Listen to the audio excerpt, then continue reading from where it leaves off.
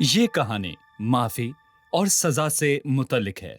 ये तमसील बेरहम नौकर की कहानी है जो यीशु की जुबानी मत्ती की इंजील उसके 18वें बाब में बयान की गई है।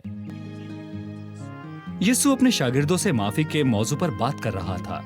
पतरस ने सवाल उठा दिया, खुदावंद, अगर मेरा भाई मेरा गुनाह करता रहे तो मैं कितनी दफा उसे माफ करूं? क्या 7 बार तक? यीशु ने उससे कहा, मैं तुझसे ये नहीं कहता कि 7 बार बल्कि 7 दफा के 70 बार तक।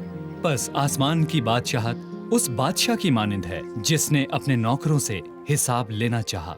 बादशाह अपनी सल्तनत के माली अमूर का हिसाब ले रहा था और अफसर जो हिसाब किताब दे रहे थे बादशाह के नौकर कहलाते थे, और उनमें दीगर सूबों से भी बादशाह ने अपने लिए अफसर मुकर्रर किए हुए थे जो शाही खजाने में अपने हिस्से का पैसा जमा करवाया करते थे। खजाने की एक भारी रकम उनके जिम्मे हुआ करती थी। उनमें से कुछ बदउन्वान भी थे और सिर्फ बादशाह ही इस कदर ताकतवर था जो उन्हें सजा दे सकता था, और जब वो ऐसा करता तो उसका इंसाफ बहुत सख्त होता।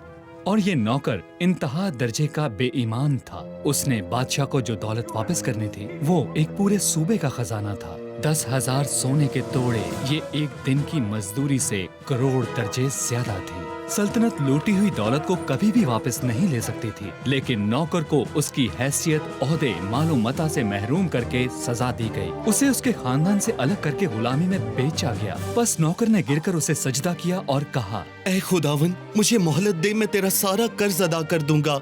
बेशक ये नामुमकिन बात थी, लेकिन हैरत की बात है कि बादशाह ने उसे माफ करने का फैसला किया और उसका सारा कर्ज माफ कर दिया। नाकाबिले यकीन रहम शाही माफी। वो सजा देने की भी कुदरत रखता था और माफ करने की भी। उसने माफ करने का फैसला किया।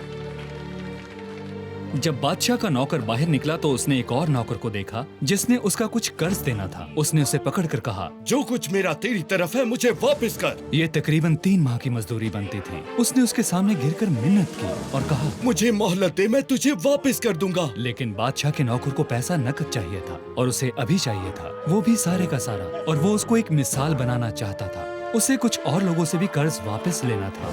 उस शख्स को गिरफ्तार करके जेल में डाल दिया गया। अगर उसके कुछ दोस्त होते तो वो उसकी आजादी की खातिर पैसे का बंदोबस्त कर देते। ये बहुत काबिले मुजम्मत बात थी और इसे नजरअंदाज नहीं किया जा सकता था। ये मसला दरपेश था कि वो ये बात बादशाह से कहें या ना कहें। बादशाह से बात करने का ये मतलब भी लिया जा सकता था कि बादशाह का फैसला दुरुस्त नहीं था। शायद बादशाह ने उस नौकर को माफ करके गलती की।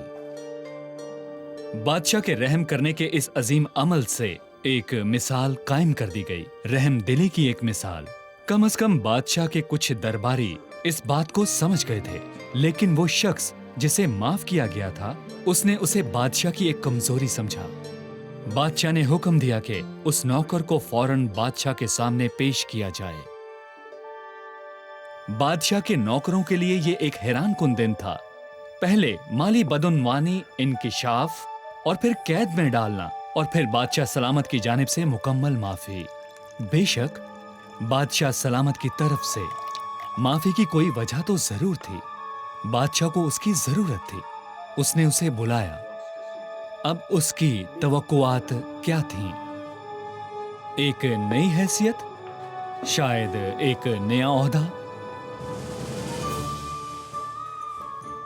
अब अगर वो बादशाह का मंजूर नजर बन जाता है तो फिर वो उसका भरपूर फायदा उठाएगा। लेकिन बादशाह खुश नहीं लग रहा था। क्या वजह थी? वो नाराज क्यों था? ऐ शरीर नौकर, मैंने तुझे वो सारा कर्ज इसलिए बख्श दिया कि तूने मेरी मिन्नत की। क्या तुझ पर लाजिम ना था कि जैसे मैंने तुझ पर रहम किया है तू भी अपने हम खिदमत पर रहम करता? इसे कैद में डाल दो। अब रहम की भीख मांगने का कुछ फायदा ना था। बादशाह ने उसे जल्लादों के हवाले कर दिया। जब तक तमाम कर्ज अदा न कर दे, कैद रहे। जब यीशु ने यह तमसील सुनाना खत्म की, उसने इस बात को यकीनी बनाया कि पतरस और दूसरे जो सुन रहे थे इस तमसील के हकीकी मकसद को समझ जाएं। उसने कहा, मेरा आसमानी बाप भी तुम्हारे साथ इसी तरह करेगा अगर तुम में से हर एक अपने भाई को दिल से माफ ना करे।